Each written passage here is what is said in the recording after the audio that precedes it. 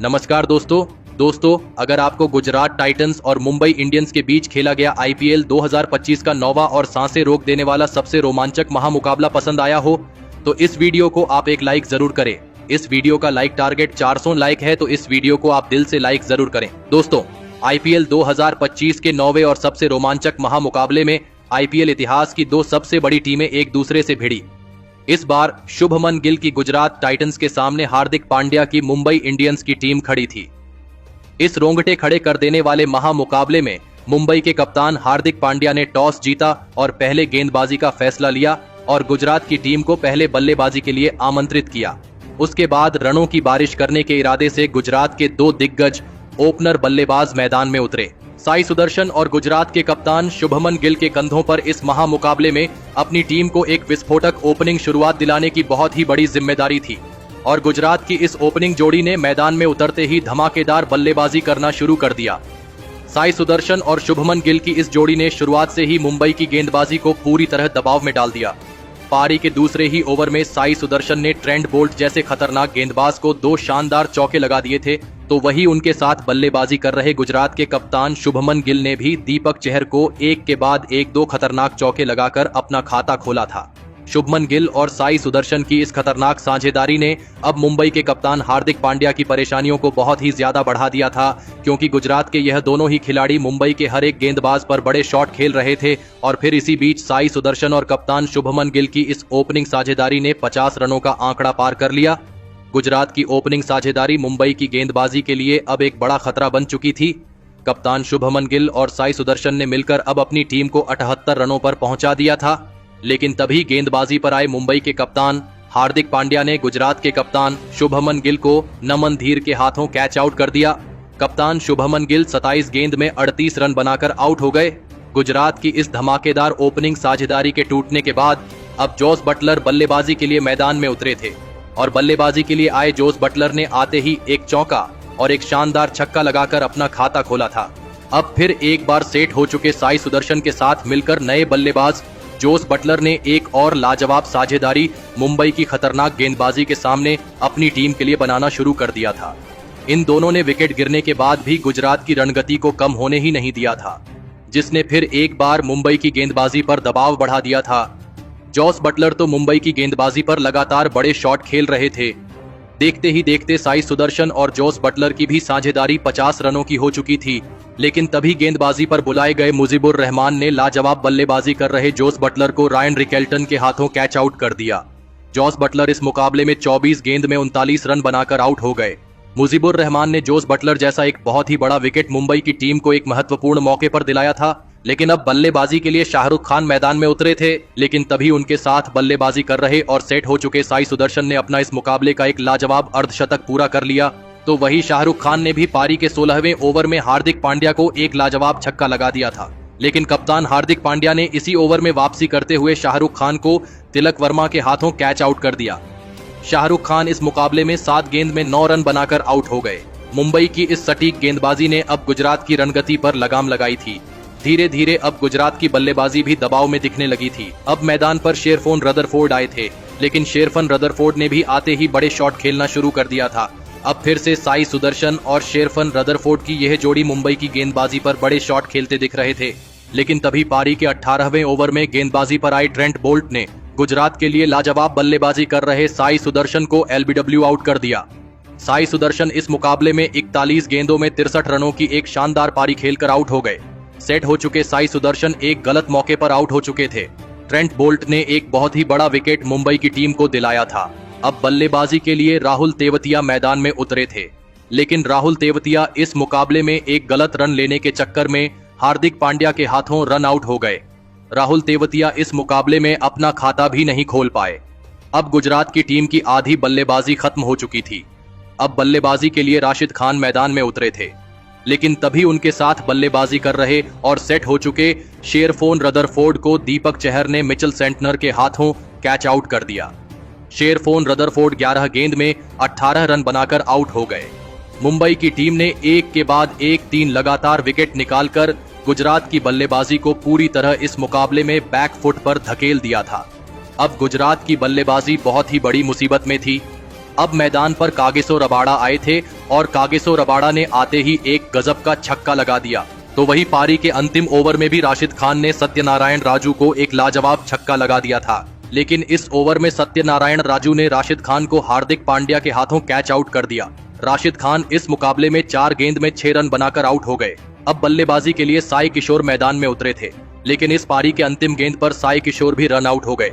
लेकिन इसके बावजूद गुजरात की टीम ने 196 रनों का एक बड़ा लक्ष्य मुंबई की टीम के आगे रखा। उसके बाद गुजरात से मिले 197 रनों के एक विशाल लक्ष्य का पीछा करने मुंबई के 2 दिग्गज ओपनर बल्लेबाज मैदान में उतरे। रोहित शर्मा और रायन रिकेल्टन के कंधों पर इस महामुकाबले में अपनी टीम को एक शानदार ओपनिंग शुरुआत दिलाने की बहुत ही बड़ी जिम्मेदारी थी और पारी के पहले ही ओवर में रोहित शर्मा ने मोहम्मद सिराज को 2 लगातार चौके लगाकर अपना खाता खोला था।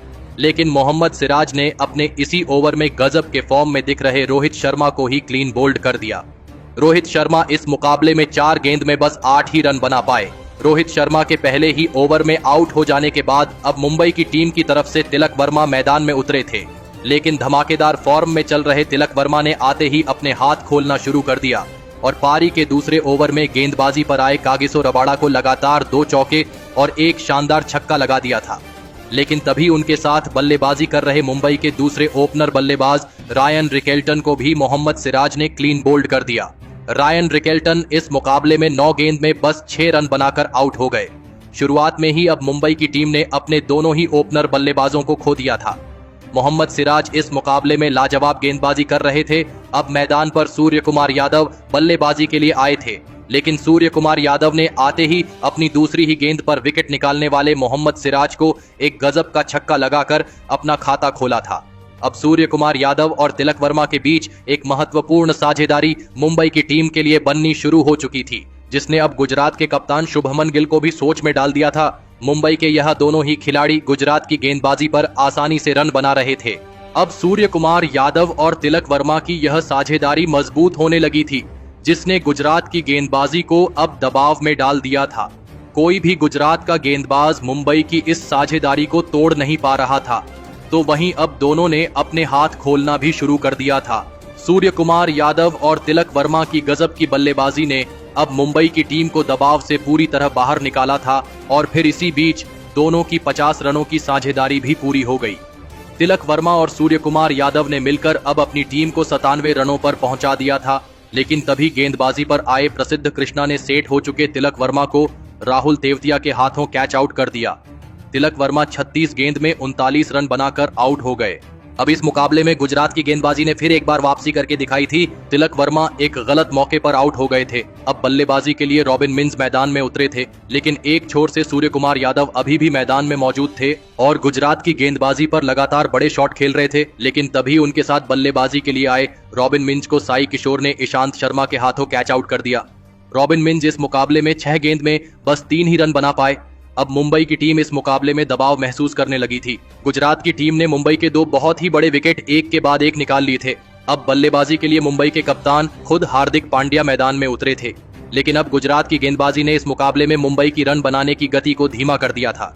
अब मुंबई की बल्लेबाजी भी इस मुकाबले में दबाव में थी, क्योंकि रिक्वायर्ड रन रेट बहुत ही ज्यादा ऊपर बढ़ चुका था और फिर इसी दबाव के बीच फंसे सूर्य कुमार यादव को गेंदबाजी पर आए प्रसिद्ध कृष्णा ने शुभमन गिल के हाथों कैच आउट कर दिया। सूर्य कुमार यादव इस मुकाबले में 28 गेंदों में 48 रन बनाकर आउट हो गए। सूर्य कुमार यादव का एक बहुत ही बड़ा विकेट गुजरात की टीम को एक अहम मौके पर अब मिल चुका था। अब बल्लेबाजी के लिए नमन धीर मैदान में उतरे थे, लेकिन अब मुकाबला आखिरी 4 ओवरों में पहुंच चुका था, जहां पर मुंबई की टीम को जीत के लिए 77 रनों की जरूरत थी। अब इस पारी का 17वां ओवर कागिसो रबाड़ा डालने आए, लेकिन कागिसो रबाड़ा के इस ओवर में मुंबई की टीम को केवल 4 रन मिले। लेकिन इस ओवर की अंतिम गेंद पर कागिसो रबाड़ा ने मुंबई के कप्तान और मुंबई की अंतिम उम्मीद यानी हार्दिक पांड्या को मोहम्मद सिराज के हाथों कैच आउट कर दिया। कप्तान हार्दिक पांड्या 17 गेंद में बस 11 ही रन बना पाए। अब मुंबई की टीम बहुत ही बड़ी मुसीबत में फंस चुकी थी। अब बल्लेबाजी के लिए मिचेल सेंटनर मैदान में उतरे थे। अब मुंबई को जीत के लिए आखिरी 3 ओवरों में 73 रनों की जरूरत थी। अब यहां से कोई चमत्कार ही मुंबई की टीम को इस महामुकाबले में जीता सकता था। लेकिन इस पारी के 18वें ओवर में गेंदबाजी पर आए प्रसिद्ध कृष्णा के इस ओवर में नमन धीर ने 2 लाजवाब चौके लगा दिए और इस ओवर से मुंबई की टीम को 10 रन मिल गए। अब आखिरी 2 ओवरों में मुंबई की टीम को जीत के लिए 63 रनों की जरूरत थी। अब इस पारी का 19वां ओवर कागिसो रबाडा डालने आए, लेकिन इस ओवर में भी मिचेल सेंटनर और नमन धीर ने गजब की बल्लेबाजी करते हुए 17 रन बना लिए। अब मुकाबला आखिरी ओवर में पहुंच चुका था, लेकिन मुंबई को जीत के लिए अब 46 रनों की जरूरत थी।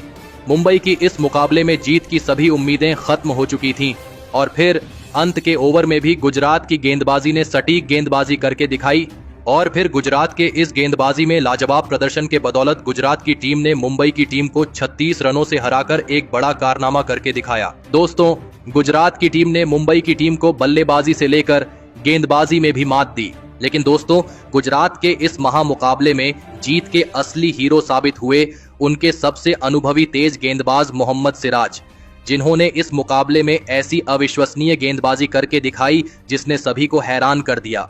मोहम्मद सिराज ने इस मुकाबले में मुंबई की टीम के 2 बहुत ही बड़े विकेट निकाले, जिसमें रोहित शर्मा का भी विकेट शामिल था और मोहम्मद सिराज की इसी सटीक गेंदबाजी के बदौलत अंत में मुंबई की टीम को गुजरात की टीम हरा पाई। तो दोस्तों, आप मोहम्मद सिराज की इस अद्भुत गेंदबाजी में प्रदर्शन के लिए उन्हें 10 में से कितने अंक देना चाहेंगे? आप अपनी राय नीचे कमेंट में देना बिल्कुल भी ना भूलें। धन्यवाद।